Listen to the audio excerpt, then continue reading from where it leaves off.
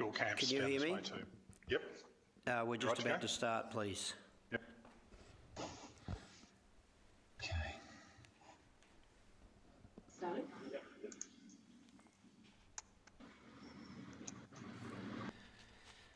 Welcome to East Gippsland Shire Council's Ordinary Council meeting of the 2nd of June 2020. Effective from the 1st of May 2020, amendments to the Local Government Act 2020 allow virtual council meetings to ensure decision-making can continue during the coronavirus pandemic. The council meeting must be live streamed. East Gippsland Shire Council will live stream, record, publish its meeting via webcasting to enhance the accessibility of the meetings to the broader East Gippsland community. These recordings are archived and available for viewing by the public or used for publicity or information purposes. Pre-recorded videos for public questions and requests to speak on an agenda item submitted in the correct form prior to the council meeting will be played at the appropriate time during the meeting and included in the recording of this meeting. No other person has the right to record council meetings unless approval has been granted by the chair. As per the Minister's Good Practice Guideline issued by the Minister for Local Government on 29 April 2020, the intention is to ensure the normal, ordinary business of Council can continue through the use of electronic communication. A member's attendance can only be recorded as present where the member can confirm that they meet all three of the following. They can hear the proceedings, they can see other members in attendance and can be seen by other members, and 3, they can be heard to speak. Councillors must confirm all of the above conditions to be noted as present for the meeting. A quorum will not be made if these conditions are not met, and the meeting will be adjourned until the quorum is met or postponed if a quorum cannot be met. If technical difficulties are encountered by Council during the meeting, including with the live streaming, we will adjourn until resolution of the issues or postpone to a later time or date. I will now confirm with each councillor in turn that they can see, hear and be heard by each other, and to note assurance from each that the location they are participating from is secure to ensure deliberations are confidential. So firstly, I'll start with Councillor Ellis. Can you confirm that you can hear, see the other members, and I'll confirm that you can be heard. Thank you, Mr Mayor. I can see Councillor Reeves and Councillor O'Connell. Welcome to you two guys. So I'm present and as secure as anyone could be in their home. Thank you, Councillor Ellis. I will accept that. Councillor Reeves. Thanks, Mayor. Good afternoon, councillors and officers. Yes, I'm secure in the bunker here at Marlow. Thank you. And Councillor O'Connell. Can't hear you, Councillor O'Connell. Sorry, can you hear me now? That's better. Thanks. I can see Councillor Ellis and Councillor Reeves, and I can also see members in the council chambers. Thank you. So we got over the muting and now can hear you clearly, so thank you.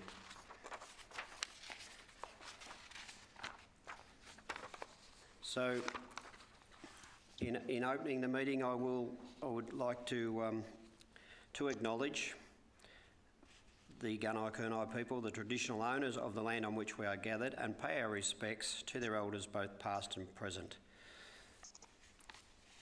Item 1.2, I'd ask our CEO, Mr Basford, do we have any apologies?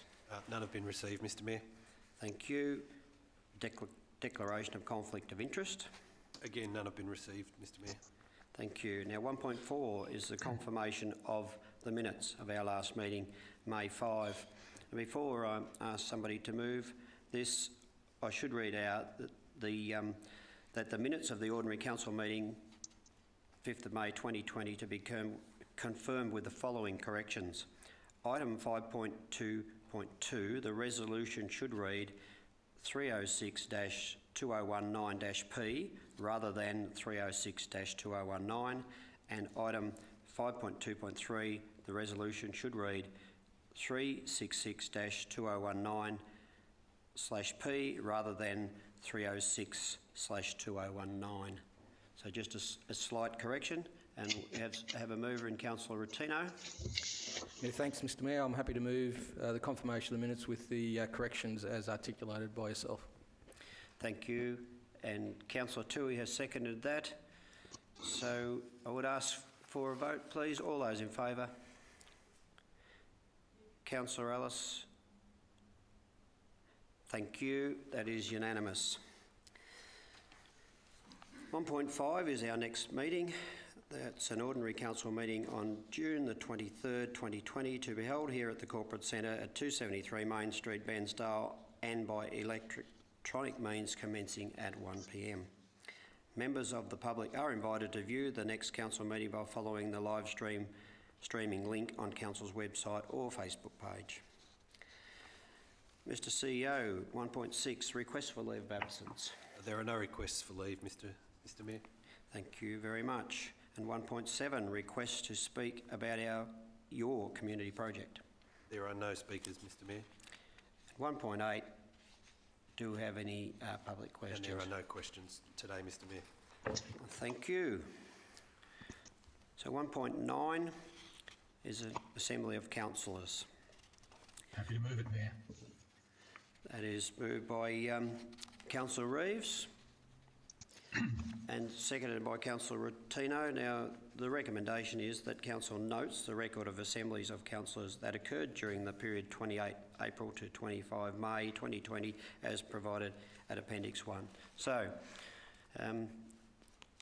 nothing to speak to this, Councillor Reeves? No, I don't think so. There's no need to note that some of those meetings were done not face-to-face but remotely. Thank you for that. So, all those in favour? Good, that is also unanimous. Thank you.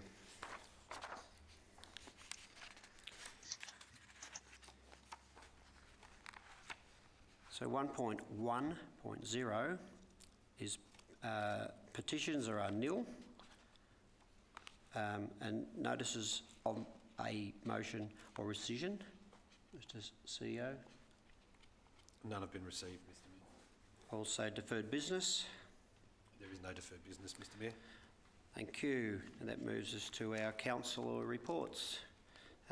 Might start with the councillors who are on our video link. So, Councillor Ellis, would you like to give your monthly report, please?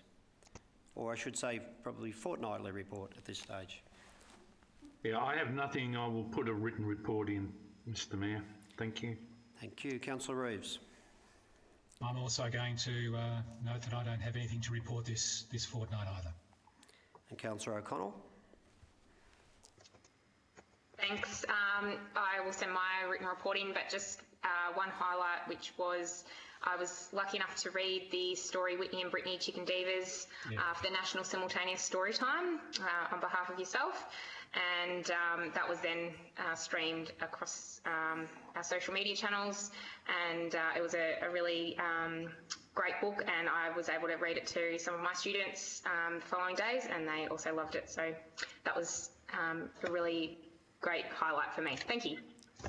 And I thank you again for accepting that offer to do that. I didn't feel that was quite my cup of tea, and I felt that you were the obvious person, and thank you for accepting that, and I'm glad you had a good time. So, Councillor Tui. Thank you, Mr Mayor. I have lodged my report.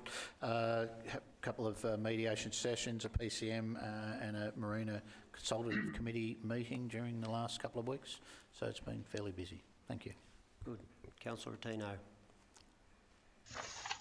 Thanks, Mr Mayor. I've tabled a report, but two of the things I'd like to quickly talk about. The first one was the East Gippsland Vegetable Innovation Days, EGVID, held out at Lindenay.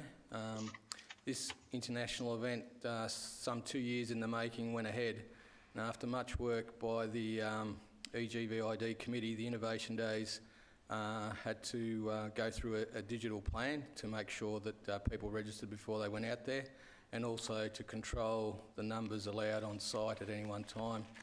Agreement was reached with Vic Pole to allow this controlled number of people on site. I ventured out on Thursday the 7th and caught up with one of the organisers, Noel Jans. Noel is a local ergonomist who works for Elders Bairnsdale and is currently part of a Fed Uni MBA cohort. So I got to hear firsthand all the planning, days, weeks and months and probably years that went into preparing for this international event. The East Gippsland Shire has been heavily involved in sponsoring this key industry event for the last couple of times it's been, and what I really wanted to highlight was the international reach that this event had, even in a modified COVID-19 regulated framework. It still managed to get a significant reach through social media. There was greater than 10,000 engagements, greater than 19,000 posts, greater than 13,000 people watched the field day videos. The industry engagement occurred across the world through this platform, and countries such as India, New Zealand, Egypt, Mexico, Turkey, Brazil, Cambodia, Malaysia, Algeria and others.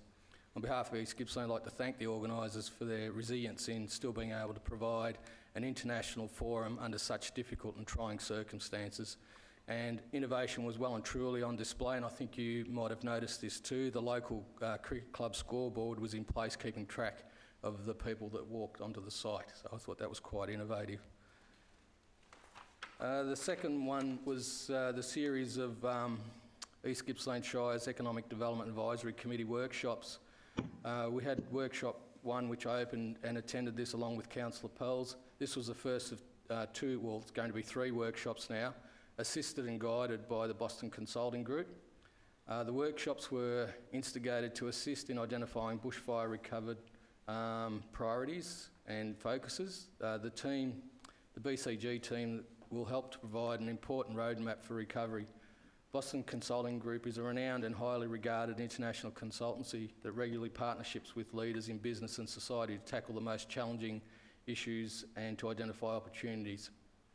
By way of background, Victorian State Government through RDV provided significant economic analysis regarding the Black Summer bushfire disaster, and Boston Consulting Group have completed this work pro bono, so I'd like to really acknowledge that. To have an international consultancy firm with the credibility of Boston Consulting Group assisting us deserves accolades, and I'd like to acknowledge their generosity in helping our region. I'd also like to personally thank the lead consultants that have been working with us, Katie Mixter and Rochelle Dunstan, and they also provided some pro bono work as well in relation to this, and I look forward to the next 2 workshops. Thank you. Thanks, Councillor Rotino. Councillor Buckley. Thank you, Mr Mayor. Last Sunday week I was out at the Bundar Valley, and there was quite a lot of activity out there in relation to the Brumbies. You're probably across a fair bit of it. I don't really want to put in a written report about it, except it was quite vigorous at times, some of the activity, and I think we'll be hearing more about that as time goes by. Thank you, Mr Mayor. Thank you. Councillor Roberts. Thank you, Mayor. Nothing to add from me this month. Much like many others, I haven't been out of the house a whole lot, so thank you. Good. Councillor Peltz. Yes, I have 2 separate things that I'd like to report on. I have done a report, and my first one is for the rural councils, and Marianne Brown's been lobbying some of the Victorian politicians in regards to the Prime Minister's announcement at the National Press Club with the federal government announcement of the $1.8 billion infrastructure funding package, which is going to benefit all of our regions, and we were delighted to hear that news. Secondly, the Royal Regional Councils was also able to put in a submission to the Aged Care Commission in regards to better facilities in the regions, and the report that I circulated about 2 weeks ago, or maybe it's probably a month ago now, was the base guidelines of what their submission was. So you all agreed that it was actually a really good report, that we should actually use it as part of our bench strategy for aged care in our region. And that was the base benchmark of their input into the Royal Commission. And also I'd like to say that they're working on upcoming community engagement webinars, and Karina Bonicia and from Project Jura have been in touch with the communities with engagements in regards to 5 online training sessions which have been developed and aim at council officers, managers and executives. The sessions will cover the community engagement principles and provisions under the new Act, best practice framework approaches and resources, enabling your community to provide meaningful input into council decision making, strengthen council's relationship with the community, and improving council reputation. And there'll be promotions about that later in the week. So hopefully I look forward to our staff being encouraged to participate and have some great webinar time in upskilling techniques. So I think it's a really important thing that we might be able to utilise. Lastly, I wanted to just advise that SEETS has made a decision that they'll be seeking member council support in applying for some federal bushfire recovery money from the funding grants to do a case study in support of telecommunications along the roads of strategic importance for our regions. And I think it's a really worthwhile step forward that they can actually do some groundwork for this, because we know with the bushfires and how our remote communities were cut off and virtually stranded for up to 7 weeks. This will dig into the entire reasoning as to why it needs to be addressed, and we're looking to get some support from the council so that we can actually apply for some of that bushfire money to do case study in that area. So it will actually help improve our opportunities too. So each of the councils along the bushfire regions will be able to use it as support documents for their applications as well. So I think it's a really worthwhile cause. So just flagging that that's coming, and we'll be asking the CEO for a letter of support for it. Thank you. Good, thank you, Councillor Peltz. And just to advise that actually the letter that was written to the Prime Minister, they have responded, which is really good, and they will be following up on our request. So it hasn't fallen on deaf ears. So congratulations to the Prime Minister for acknowledging that motion that was moved at Council and the letter that was provided. For myself, Councillor Rotino has covered off on the Vegetable Innovation Day quite well from a strategic point of view. From my point of view in visiting out there, it was unbelievable. The layout and the quality and the way they'd presented that site, I was blown away. It was a great result, and it was really good that they could do it, even though couldn't quite have the visitation that they would normally have. But they ran the project because there'd been so much work put into it, and you actually just couldn't put the vegetables on hold. They were ready to go, and it was great to see all that out there. And full credit to the organisers, because as Councillor Rotino said, it became global, and that's a great achievement for our local region. There was, I won't go into great detail, but just to quickly say another couple of things. During this last 2 weeks, we'd actually had a meeting of our livestock exchange, and there was quite a lot of discussion, the Livestock Exchange Committee, I should add, quite a lot of discussion around the COVID-19 and how to be able to proceed with our very important livestock sales without running foul of rules and regulations. And the discussion was very good, and it turned out the measures put in place have worked really well, so that's allowing the livestock exchange to still operate, but under some restrictions.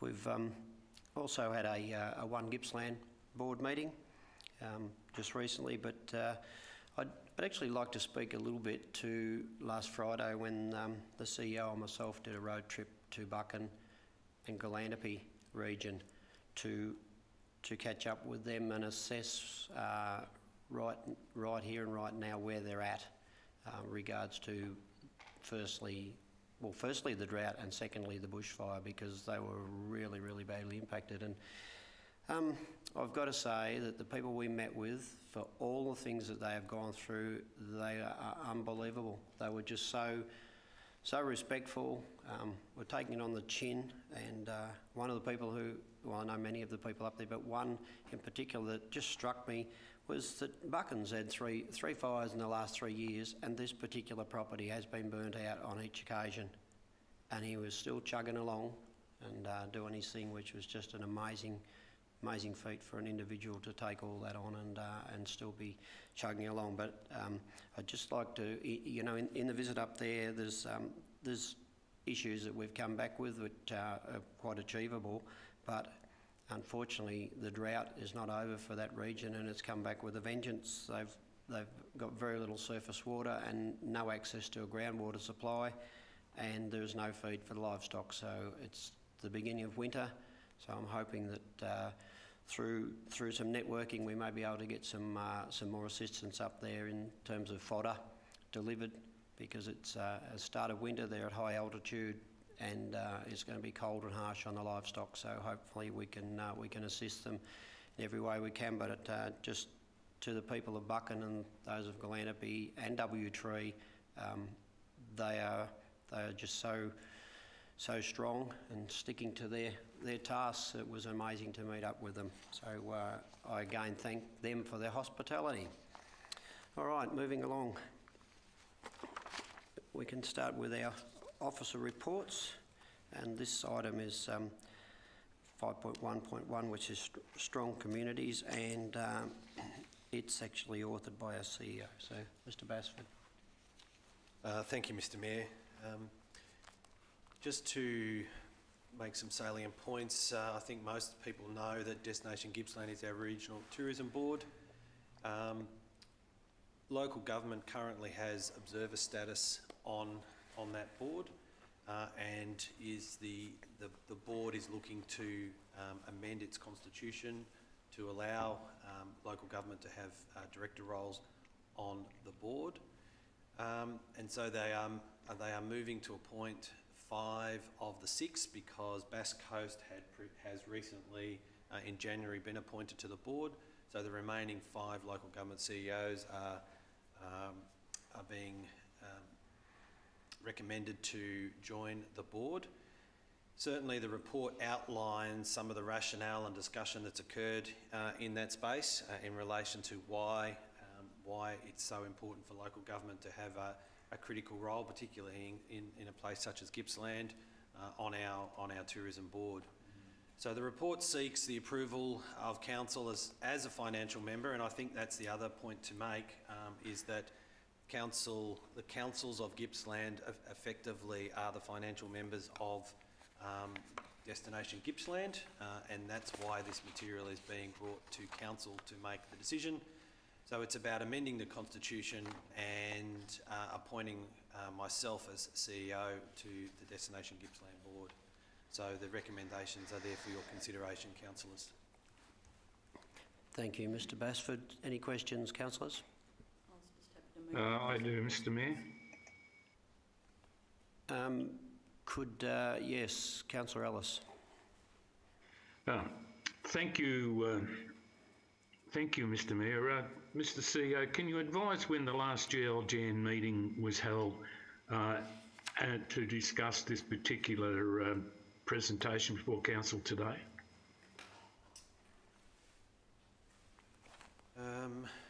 Through you, Mr. Mayor, I believe that's actually in the report. The proposal that local government, so that's in June. Just bear with me while I find this, but it was earlier this year, I believe, Councillor Ellis, and I'm sorry, I just can't put my finger on the date now because I'm trying to look too quickly, but it was discussed and was passed by the board, the One Gippsland board. So there was a meeting of the GLGN in January, because my notes show that there hadn't been a meeting since October 2019. No, I believe there was a meeting in November 2019. 29. Okay, I correct it. Might be no. I would have to go back to my records and double check that, Councillor Ellis, but I believe there certainly was one in late 2019, and there has been monthly meetings since January of the on Gippsland group. Okay. Well, thank you. In the documentation attached to the briefing sheet, the Destination Gippsland document states that this recommendation for council has come as the result of meetings with members, which I assume are the different councils. Can you advise us when we, as a council in East Gippsland, were advised of the concerns and the wish to change the structure of the Destination Gippsland board, please? Through you, Mr Mayor. Councillor Ellis, so thank you for the question.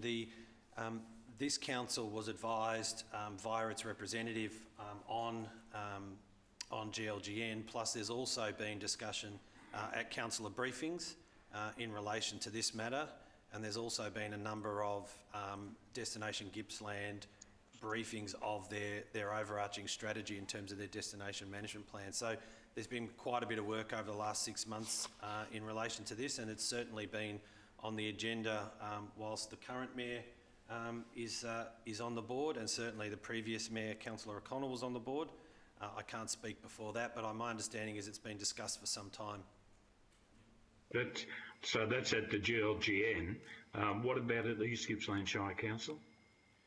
Through you, Mr Mayor, I can't give you an exact date or briefing here now, Councillor Ellis, but it certainly has been raised at councillor briefings. Can you also tell me, of the 6 Gippsland CEOs, who has which of the CEOs has the experience in tourism as their principal strength? Through you, Mr Mayor, the appointment of the CEOs, which is effectively half of the Destination Gippsland board, is not necessarily about appointing people to that board with additional tourism skills. If you have a look at the link that I've provided in the report, it demonstrates that there are a number of people on the board with those significant skills already. This is about local government as a member and as a contributor to the tourism industry and the tourism sector having a role to play on the direction of tourism development for the Gippsland region. Okay, so my final question is that, second last question, Mr Mayor, with your indulgence, is that the board therefore consists of seven board members, of which 6 are local government chief executive officers, and the chair is an independent chair. And then there are a series of 4 observers representing government and other, representing government. Are there any independent skilled, tourism skilled, industry skilled people on that board, or as acting, or as observers? Through you, Mr Mayor, just to clarify a point there, Councillor Ellis, the proposal is for there to be 12 board members, 6 local government CEOs and 6 independent, if you like, for want of a better word, directors as well. And then from those 12, there would be a chair of that group. And if you have a look, follow the link in the report, the members are in the public domain. So Nick Murray is currently the chair. Paul Ashton, Damien Cannon, Nicola Pero, who is also the CEO of Food and Fibre Gippsland, Neil Travers, Michelle Dixon, Kylie Johnson. So these people bring with them a range of skills which is all in the public domain around their capacity to advise on tourist-based initiatives and activities. Okay, thanks. I just want to clarify, when I checked the Destination Gippsland website, those names you just rang up were shown as the existing board members. So I took it to them to be industry skilled persons from the previous board. Is that the situation, or are these new appointees? So they're the existing board members, and this report and the amendments to the Constitution are seeking to appoint the CEOs as additional board members. Okay, thank you, Mr. Mayor. Good, Councillor Ellis. Now, Councillor Rotino, comment or question? Sorry. Thank you, Mr Mayor. I'll just start with a bit of a statement and a question. Under the Local Government Act, local governments are charged with economic development and in particular the visitor economy. So my question is to the CEO, in your opinion, will this new Destination Gippsland board structure allow us to better execute our responsibilities to the visitor economy? Through you, Mr Chair, thank you for the question, Councillor Rotino. I think it will, and that has been demonstrated significantly over the last 6 months with the various events that have occurred. I believe that this will strengthen local government's ability to be able to contribute at a strategic level in terms of the tourism and visitor economy strategies that are developed for Gippsland. And I think the important part is, and we've talked about this on many occasions, Gippsland is such a diverse region that it's really important that one strategy, or sort of one shoe doesn't fit the whole of the region. There's a multi-pronged approach that's required. So having the voice of each of the local government areas around the table, I believe, will strengthen that strategic work considerably.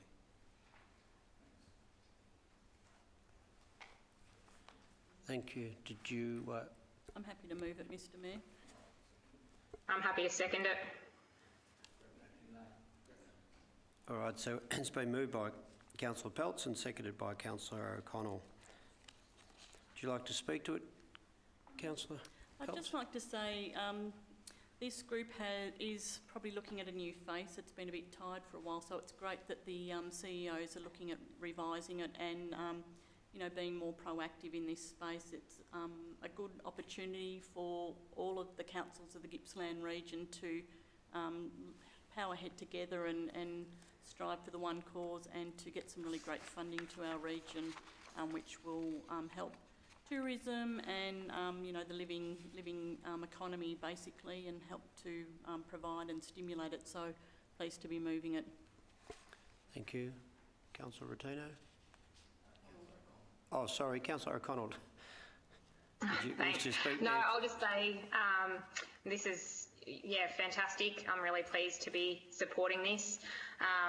We know that the 6 councils are major financial contributors to Destination Gippsland, and it's critical that the CEOs, being the main decision makers, form part of that board. And we recently went through the Regional Tourism Board review, and Tourism North East was sort of held as the, I guess, the good example of how boards are governed, and they have their LGA CEOs on there, and also the Resort Management Board CEOs on there. So I think it's a fantastic move for Gippsland, and I look forward to seeing all the great progress that you will make on there. Thank you. Good, thank you. Just also, just as a correction for the minutes of the meeting, the GLGN now is of course called One Gippsland, so we don't have to make an amendment to next meeting. So just to correct that. So no further discussion. I'm happy to add a comment there, Mayor. Yeah, yes, okay. We'll go with you, Councillor Reeves. Yeah, thanks, Mayor, councillors. I'm happy to support this, knowing that the CEOs are really the people who have their hands on those levers, the control levers, and can act quickly and briskly to respond to the needs of our region. So I'm very pleased to support this, and wish that particular group well, and the CEOs, and also the other members who make up the board. Thank you, Councillor Reeves and Councillor Rotino.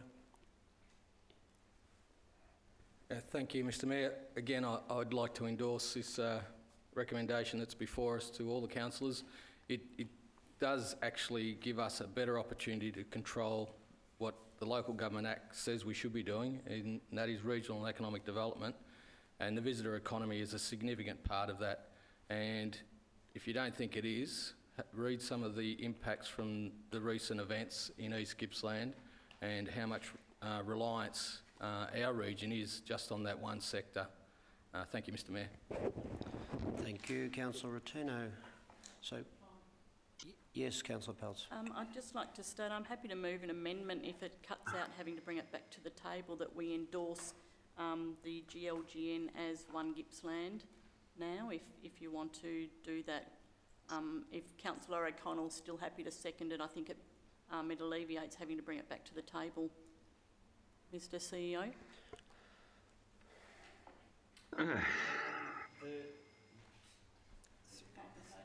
Through you, Mr. Mayor, the recommendation is seeking the amendment to the Constitution, and authorising myself. So I'm not sure that an amendment, is that what you're specifically requesting, to amend the recommendation? I'm not sure that it's required. I just thought it would fine-tune things, and then it wouldn't have to come back to the table. I don't believe that the recommendation is impacted on by either One Gippsland or GLGN interchange. No worries. Yeah. Yes, we're discussing the Board of Destination Gippsland, a separate body. All right, I think we could we'll put this to the vote. Please, councillors. All those in favour? Oh, Dick, sorry, Councillor Ellis, you should have your say. Thanks, folks. Thanks, everyone. You need to put your hand up bigger. I've sent 2 messages. Sorry, I'm sorry. Look, I accept the point Joe made in relation to the visitor economy. We're not talking about that. What I'm talking about is the lack of feedback into this council for the discussion. We've talked about our parochial views of East Gippsland not benefiting as much as we would like, and I guess that if I was a councillor at Bass Coast, I would be having the same position. We're sending 6 highly paid administrators to take the position of an industry advisory committee and promoter of a particularly important industry. I think that we need to have the best possible skilled board that we possibly could get, and that relates back to sourcing these people from the tourism and marketing industries rather than in an administrative local government level. Those people could be sourced from the wider communities or even from some of the councillor groups, and I think of one particular councillor at Borbo who has many particular skills in this area. I look forward to seeing this board operate and produce good outcomes, but I would rather have seen a representative, as we previously had, as one of the CEOs, along with a councillor from any of the councils of making up Gippsland, to be on that board, and then the rest being based on pure skill. And I think that's where we would have gained the best value. In terms of the matters of GLGN, councillors, just remember that was me using my language in terms of that organisation.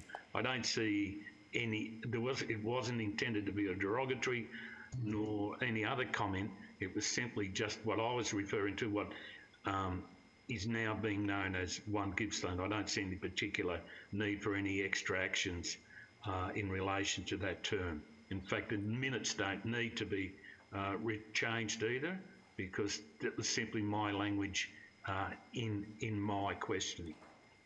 That said, I think it's not the best outcome for Destination Gippsland, nor do I think it will provide the benefits that many at this table are hopeful of. So I can't support the recommendation. Thank you. Thank you, Councillor Ellis. Point of order, Mr. Mayor. I thought I'd already given a right of reply, so just wondering if we're at the stage of voting and whether I was being polite in letting Dick speak, but had we not addressed the against, or was it a bit slow, or? No, no one was slow. It was just I didn't have my eyes on the screen. Okay. And I missed Dick's hand signal that he wished to speak. So I'm sure that Perhaps Anthony can keep an eye on the screen for you and tap you or something when the the hands are going up. But I must say it is difficult to see Dick's hand. I don't know whether he's voting with. If you voted with your left hand instead of your right hand, we'd probably see it more clearly. Other hand. Can't see that at all. Yeah. No. That one. Yep, Yeah, that's That's the perfect. sleight of hand. That's what we need. Sleight of hand. Yeah. Yes, sleight of hand. No worries. Over to you, Mr. So Mayor. yes, so I do apologise. It was my fault. I missed his signal. So, but we have now reached a stage where we can vote, and I would just ask councillors, all those in favour, all those against. So that is 8-1 to pass the motion, and the councillor who's voted against is Councillor Ellis. Thank you. Our next item is 5.1.2, and this is our East Gippsland Arts and Heritage Grants Program, Round 2, and I'll ask Ms Pitkin if she would like to introduce it, please. Thanks, Mr. Mayor. I've got Chris Swain here as the Acting Manager of Council Enterprises to talk to that report. Thank you. Go ahead, Chris. Thank you, Mr. Mayor. This report recommends Council, via Round 2 of its Arts and Heritage Grants program, provides funding to the value of $13,000 to 3 local arts projects. These recommended projects form Appendix 1 of the report. The Arts and Heritage Grants program started in 2007 with the establishment of the Council Arts and Heritage Department as part of the Economic Development Unit of Council. The program since moved departments via restructure and now sits with the Forge Theatre and Arts Hub, and the program aims to support individuals and local organisations to present and develop arts activity and heritage projects within our community. The program aims to foster a strong sense of local identity, creativity and community spirit through the categories of arts projects, major arts projects and heritage projects. The projects in each category must generally result in some form of public presentation, visual arts, literature, music, theatre, dance, multimedia or other art forms. The funding dates were placed on the council website for this round of funding with 12 months advance and advertised in local newspapers and the monthly Arts Connect newsletter. Officers also held information sessions leading up to the grants reviews for anyone who sought further assistance. The Round 2 funding recommendations identified in the report comes from the Arts and Heritage Program Assessment Team, in which followed the same assessment guidelines as previous rounds when providing these recommendations. The team assessed 5 applicants. I'd like to note that out of all the applications received, only 2 projects were not recommended. The reasoning for this was due to the projects not being able to address COVID-19 restrictions to ensure safe project delivery. I take the report as read and I'm happy to take any questions. Thank you for that. Councillor Roberts, question. Thank you, Mr. Mayor. Thank you for the report. I note that there's the non-successful applications are not listed in the report. Could you please give us a summary on what they were and what they intended to do? Yes, thank you. Thank you, Councillor Roberts, for the question. So the Now Community Development Group had a project titled the Yarn Fest 2020 Upcycle, Repurpose and Reuse of Fabric. This program wasn't recommended as the insurance company withdrew support for all public events due to the distancing restrictions. This project was designed to provide an opportunity for artists to work with materials such as wool and cotton, fabric, etc., and display their works, as well as providing a forum where they can network to teach each other their crafts. The other project, which was not successful, was the Lindenow Art Inc., and this project title was related to locals visiting artists working within the local community. There was an expression of interest for local artists to engage with the community and develop a community art project to reflect the story, culture and attractions of Lindenow and surrounding communities. This was not recommended as the applicant withdrew the application due to the distancing restrictions of the COVID-19 pandemic. Very good. Thank you, Chris. I've just been advised of the page number and I have seen that, so thank you. Thanks for the clarification. No worries. Councillor Peltz, you had a question? Yes, I did actually. Was it the Now group, the arts group, that they had their recycle, refabric arts session? Was that actually revoked, that application? Because I would think that would still be something worth supporting even in these day and age. And I think the little group down there in Now are really good at those sort of community things in their hall there. I think that I'm sort of a bit disappointed for them that they haven't been supported in this application. Yes, thank you, Councillor Pell. So the panel decided not to recommend this due to the insurance company, and at the time of the assessment there was a lot of uncertainty around what the future looked like for the program and being able to facilitate such a program. However, I'm sure the group's been highly encouraged to apply for further funding in the future. So can you just give a quick explanation as to what the insurance company had to do with the application? I'm sorry, Councillor Pells, without being on the panel that assessed it, all I could say is through the requirements, the assessment panel has to ensure that the program could be delivered safely, and I'd be taking through the report the assumption that they couldn't provide a safe means of social distancing through this project. Thank you. I also would just like to state I'm delighted. Thank you. I would also like to just state that I'm delighted to see the last two innovative applications, which were the stories, the Centre of Rural Communities, the stories of influence, and I dare say there'll be a lot of bushfire stories coming out of that. I hope there is, because a lot of people in the community, should be telling their story of what happened, but also the magical photos for children of all abilities, and I think that's really a delightful project. So I'm really pleased that we're actually funding that, and that those children can have some really great opportunities with that one too. So thank you. Any more questions, councillors? No. Right. Councillor Rotino has moved it. We have a seconder. Very good. Councillor Buckley. Second, Mayor. I'm happy to second it. Councillor Buckley just beat you. I saw his hand.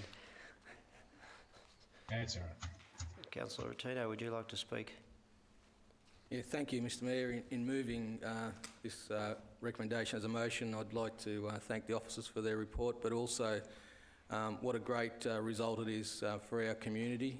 For every dollar we're investing, we're getting up to $3 return on investment, and for our community, I think this is a great program, and I wholeheartedly support it. Thank you.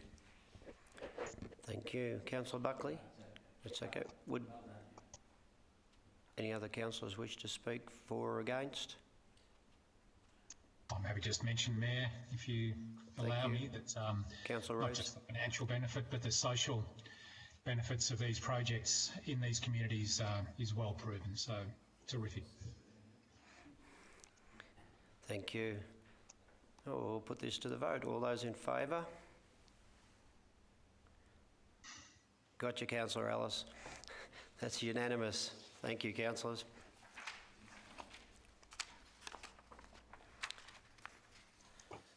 Five point 2.1. This is our draft rating strategy, and I'd like to introduce Ms Collins, our Manager of Finance, to speak to this. Thank you, Liz. Thank you, Mr Mayor. The draft rating strategy is an annual strategy which assists Council when they're developing the annual budget in terms of approaches to rating and a number of matters, including differential rating. The draft strategy as presented has some minor changes to previous years. There's been a section added for waiver and rebates, and there's information in the strategy in terms of decisions that Council has made in the last financial year regarding rebates and waivers for ratepayers. There's been some other minor amendments in terms of the monthly direct debits moving from 10 to 9 and aligning those with the quarterly instalment due dates, and some other minor amendments. There are a number of recommendations within that report from officers, but to note is that this strategy it just gives a basis for council while they're developing the draft annual budget to have a document that sets out some base information in terms of rating and the use of differential rates and a number of other matters. So whilst this doesn't mean that what's in this document will be what council decides in terms of rating for the draft budget, it certainly provides a good basis and starting point for those discussions that take place during the budget development. So there is a recommendation there, Mr Mayor, for council's consideration, and I'll take the report as read and happy to take any questions. Thank you. Thank you, Ms Collins. Councillor Roberts has a question. Thank you, Mr Mayor. Thanks, Liz, and I appreciate the report, and it's a good, easy to read report as well, which is what we need at these times. But I was curious to know the result of the budget workshop that we had last week. I noticed that the discussion that was had, the changes weren't incorporated into the recommendation. I'd just like you to discuss that if possible, please. Thank you, Councillor Roberts. This report was prepared and ready for the agenda prior to the councillor discussions, and today there will be some further discussions in regard to the rates and various scenarios that will be discussed in terms of what the draft budget will include. So, as I said, whilst this forms a good starting point, it certainly doesn't set out what may end up in the draft budget, but rather a starting point for discussion. At the point when this draft rating strategy was developed, for example, the impact of the annual revaluations were not known, and that information has only recently come to hand and will form part of further discussions through the draft budget development. Hope I've answered that question okay. Yep, thanks, Liz.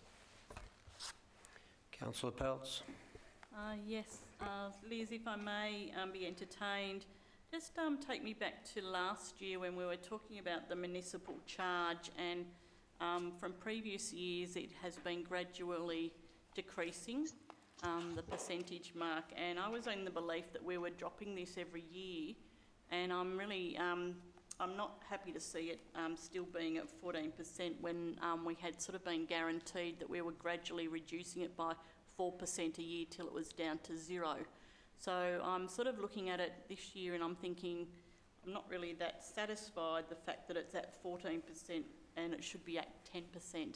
How much discussion was had in that area last week at the meeting, or did anybody else pick that up? Yeah. Thank you, Councillor Pels. I did update councillors. When council decided to reduce the municipal charge component by the 4% and redistribute that to general rates and charges, that was on the basis of bringing that down to 10% over 2 years. And the basis of that was that the local government bill at that stage was proposing that the municipal charge, or whatever its equivalent was, be no more than 10% of the general rates and municipal charge. We now know the new Local Government Act 2020, there has been no changes to any of the rating provisions pending the outcome of the rating system review, which will not be known until later this calendar year.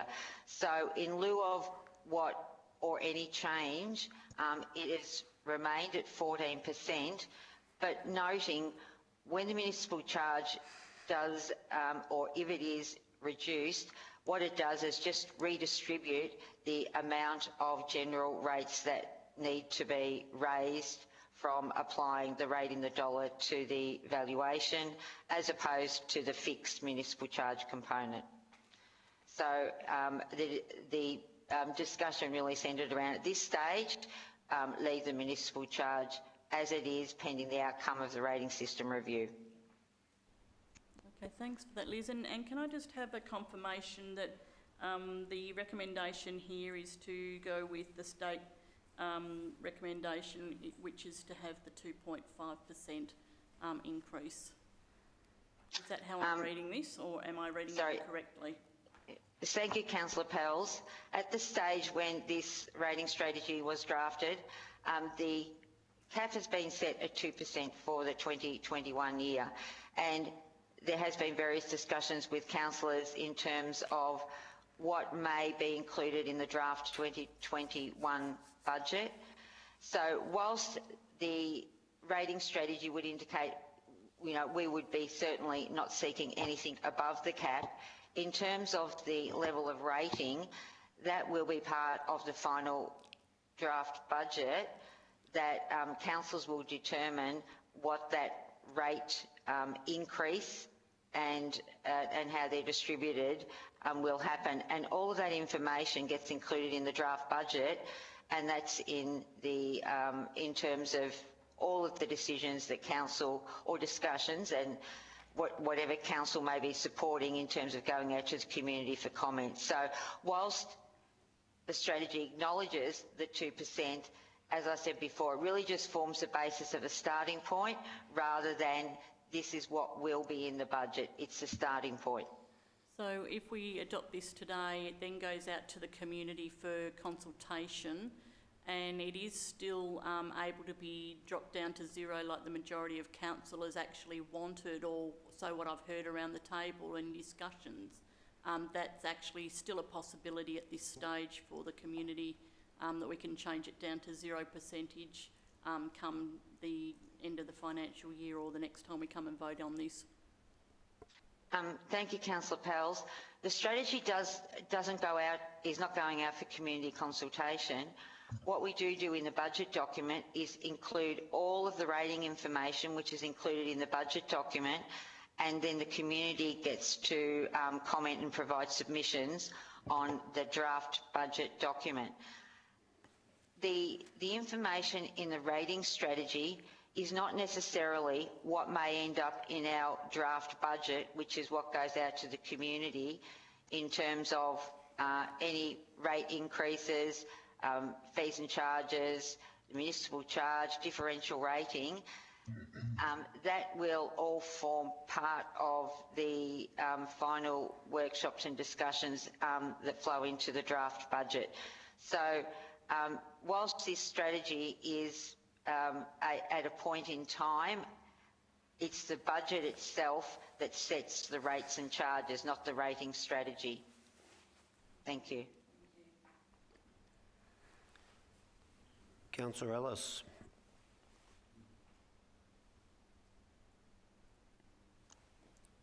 You're on mute. That's better. Thank you, Mr. Mayor. And Liz, thank you for that last explanation, because it's taken a fair bit of angst away from me in relation to the discussion on this strategy. In a previous public meeting, I raised my concerns and angst, and in fact distress over the introduction of the removal of the pensioner rebate from the budgeting process as it's not been a good piece of governance. Can you tell me why it's still in the strategy?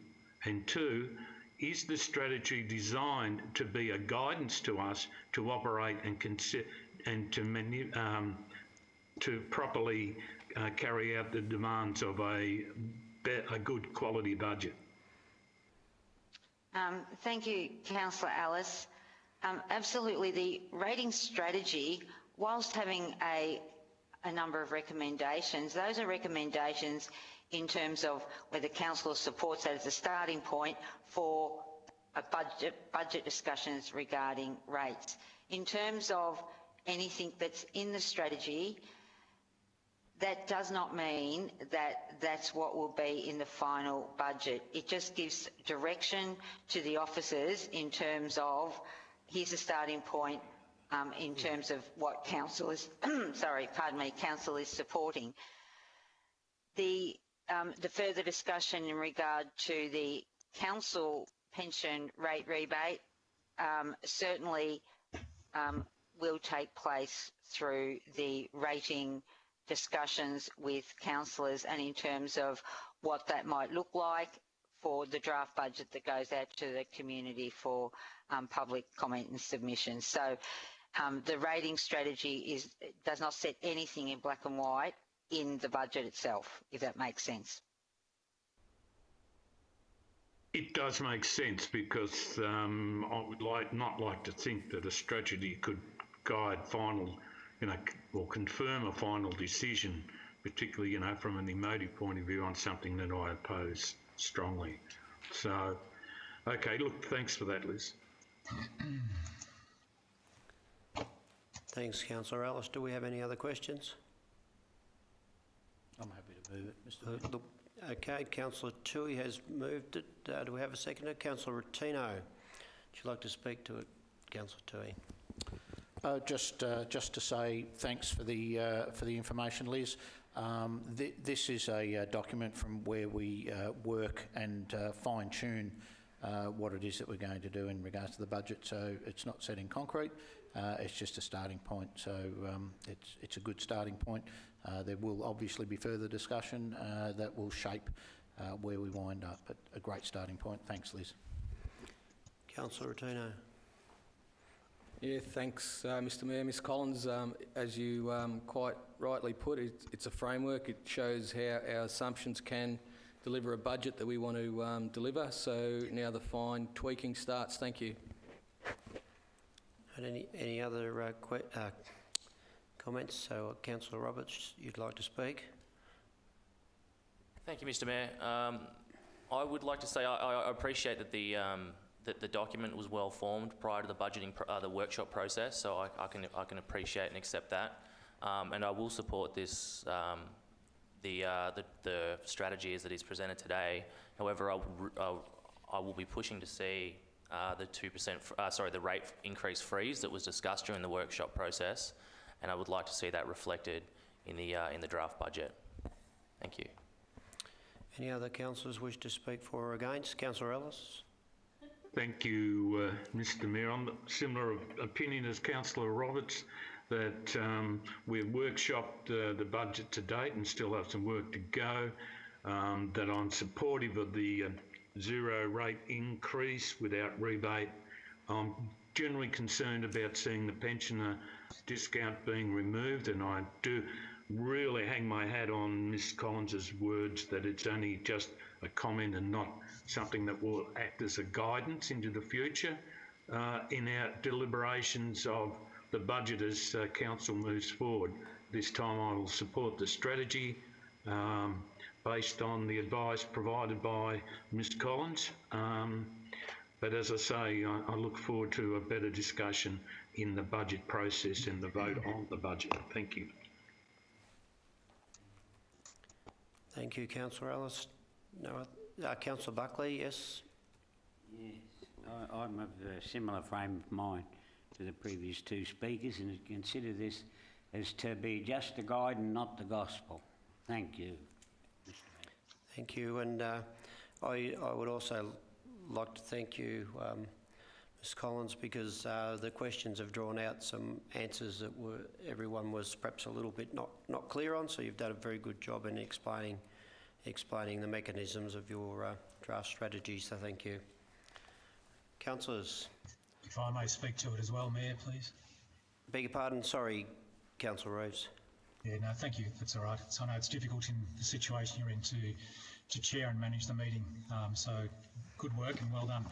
I'm very happy to support this particular draft rating strategy and to reassure and assuage those councillors who have concerns about the pensioner rebate that this has been dealt with by both federal and state governments to support that particular demographic in our community.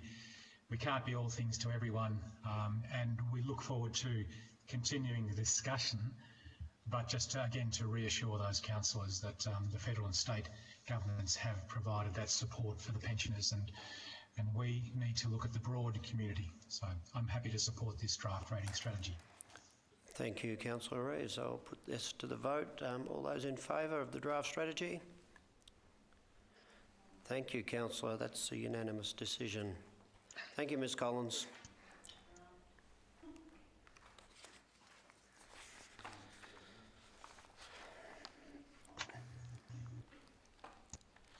So that moves us to item 5.2.2, which is our council instrument of delegation to the Chief Executive Officer and instrument of appointments. So I'd ask Mr Canizzaro, please, to speak to this item. Thank you, Mr Mayor. Councillors, I'd like to provide you just with a brief overview of the report. I take the report has been read, but just to outline some of the salient points. You will be aware that the government passed the Local Government Act 2020 earlier this year. The commencement of the Act, as you will know, is being transitioned and staged over 18 or so months. And with that, each time we move into that transitional phase, there may be requirements to amend certain policies and procedures and those and regulations that we are governed by, and we will present those to Council as and when required. With respect to the instrument of delegation before you, it enables the CEO to undertake the powers and duties and functions of Council to ensure the day-to-day provision of Council services. With this instrument, we've included limitations that prevent the CEO from performing certain powers, functions and duties. And again, all linked back to the new Local Government Act 2020. So some of the limitations are, for example, restricts the CEO from approving or amending the budget or the council plan or local laws or governance rules. And also from appointing and an acting CEO for more than 28 days. So they're all aspects in the previous Local Government Act 1989, and hence the 2020 Act has sought to address that. And that's now factored into the new instrument.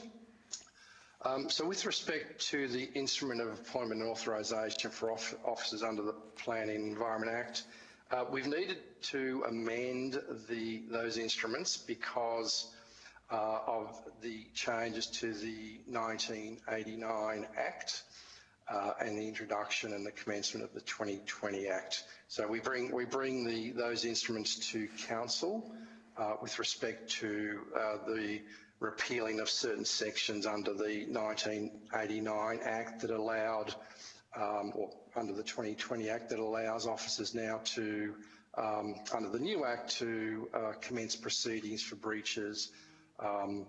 And we want to ensure that we are governed under the relevant and current Act.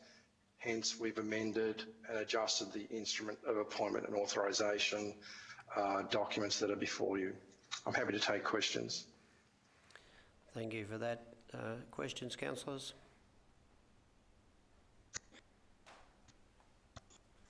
Seems we don't have any questions for you. So you've done a good job in explaining the item. Thank you, Mr. Mayor. So could I have somebody to move this, please? Councillor Roberts and Councillor Toohey has seconded. Councillor Roberts, you wish to speak? Nothing further to add, but I'd just like to reiterate that that the procedure here protects council from being seen to doing anything untoward by. Sorry about that. Delegating certain roles to officers. So there's not much else to it. Thank you. Thank you, Councillor Toohey. So would anyone else wish to speak? No? It's all quiet. Okay, we'll just put... Sorry, did somebody say something? No, it's all good. Sorry, Mayor. I'll put this to the vote. All those in favour? We have a unanimous decision again. Thank you, councillors. That moves us to item 6, which is urgent and other business, Mr CEO. None has been raised with me, Mr Mayor. Thank you. Now, item 7.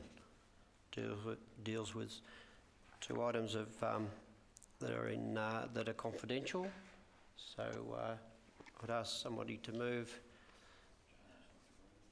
So Councillor Attino. Thank you, Mr Mayor. In accordance with sections 3(1) and 66(5) of the Local Government Act, I'd move that we move into closed business. Or more specifically, I should read it all out and not try and do it from memory. Read it. Sorry? Go and read it. Council will now close the meeting to the public in accordance with the provision of section 66(2) of the Local Government Act 2020 to consider items 7.1 and 7.2 as these items relate to contractual matters. There we go.